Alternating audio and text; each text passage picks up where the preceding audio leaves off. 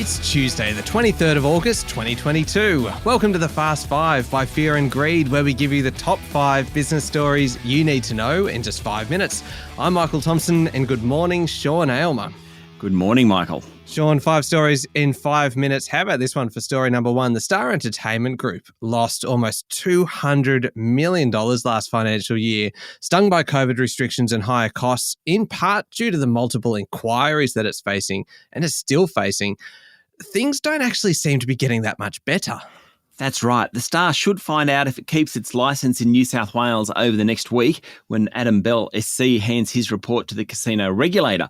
While it's likely to do so, restrictions are set to be placed on the gaming giant, similar to those on Crown. Also today, Queensland public hearings into the gaming group kick off. Not helping that inquiry, at least from the Star's perspective, was an ABC report yesterday that alleged that Chow Tai Fook, the company that owns 50% of the Star's multi-billion casino development in Brisbane, has links to triad criminal gangs.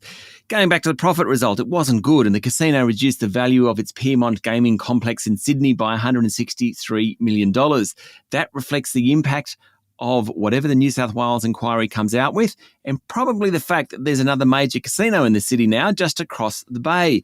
The Star said it was too early to understand the impact of the new casino on its turnover. All in all, though, not great, and you've got a management team that's in a state of flux. The incoming CEO, Robbie Cook, won't arrive till later in the year. It's got an interim chair in Ben Heap. Tough company at the moment to work in. Yeah, sure is. Story number 2, Sean. Prime Minister Anthony Albanese yesterday said that the country's enterprise bargaining system is broken, and he has cited the fact that wages aren't keeping up with inflation as proof that it's just not working. This is going to be a common theme over the next week. In the lead up to the Jobs Summit, Anthony Albanese wants to reform parts of the industrial relations system.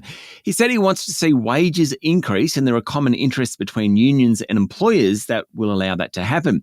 He added that migration is part of the solution to Australia's skill shortage, though isn't the entire answer. Now, Mr Albanese wants the Job Summit, which will be held next Thursday and Friday, to achieve practical outcomes focused on jobs and skills and boosting productivity. We all want that. And briefly on the Scott Morrison taking on extra ministerial portfolios issue, the government is expected to release the report from the Solicitor General on what happened this morning. The Coalition has said it will support any recommendations from that advice. All right, story number 3, Sean, one particularly of interest for crypto investors. Federal Treasurer Jim Chalmers has announced a review of cryptocurrency assets in an effort to kind of both understand and then better regulate digital currencies. I think this is quite a step forward in the government getting its head around digital currencies. Dr. Chalmers said the government will make token mapping a priority this year to help identify which tokens, i.e. cryptocurrencies, are being used in Australia and how they should be regulated. He said it was important that customers engage with cryptos in an informed and protected manner. Now, Dr. Chalmers highlighted the fact that advertisements for cryptos are all over the place at sporting events and said the inquiry will look at gaps in the country's regulatory and licensing frameworks. Suddenly, the government is interested in finding out what's going on in the crypto space. That probably means regulation at some point in the future. Not yet, but at some point. Some point. All right, story 4. Not so long ago, Sean, being an oil refiner in Australia was one of the toughest businesses to be in, and you had the federal government providing a refining support package just to keep the big players here. It seems that times have changed now because yesterday, Ampol outlined a record half year. Suddenly there's big profit margins in processing crude oil into petrol and diesel. Helpful that prices are so much higher too. Ampol's profit more than doubled for the 6 months. Chief Executive Matt Halliday said it showed the benefits of the group's integrated supply chain.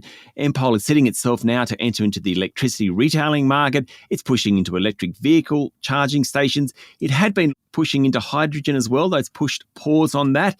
It still believes it could be a green solution for the long-haul heavy transport sector, but it's just taking a break from it. I should also add the government package that was provided, that you mentioned, Michael, was provided to keep the Lytton refinery open in Brisbane in the depths of COVID.